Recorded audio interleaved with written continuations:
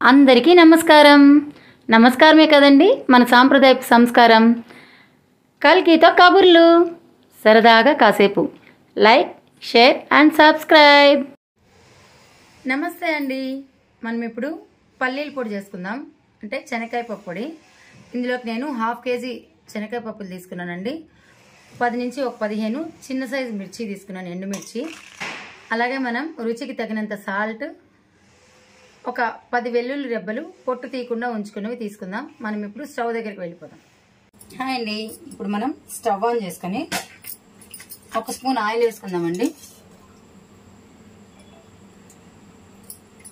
బాండల్లో 1 spoon oil వేసేసుకొని కాగిన తర్వాత మనం ముందే ఉంచి పెట్టుకున్నాం కదండి, ఒక ఎండుమిర్చి, ఆ ఎండుమిర్చి వేసుకోవాలి.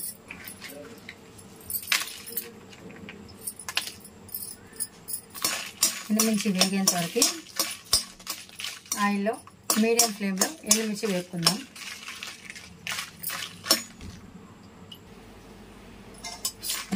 ఎండుమిర్చి వేగిపోయిందండి. ఇప్పుడు మనం ఎండుమిర్చిని ఒక మిక్సీ జార్లో తీసుకుందాం.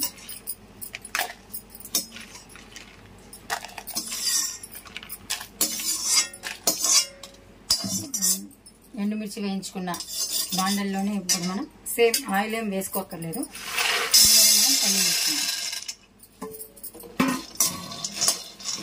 బాగా మీడియం మంటలో దూరగా వేపుకోవాలండి. పల్లీలు బాగా వేగాయంటే కనుక పచ్చి వాసన పోతుంది.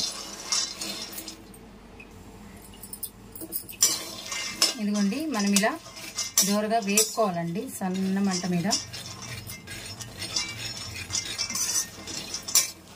ఈ స్టేజ్లో మనం బాగా వేగిపోయాయి. ఈ స్టేజ్లో మనం స్టవ్ ఆఫ్ చేసేసుకుందాము.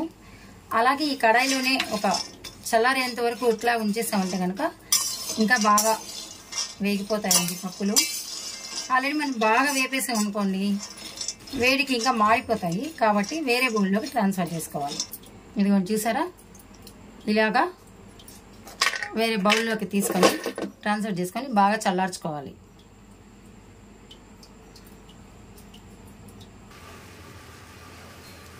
ఇప్పుడు మనం వేపుకున్న పల్లీలన్నీ చల్లగా అయిపోయినాయండి.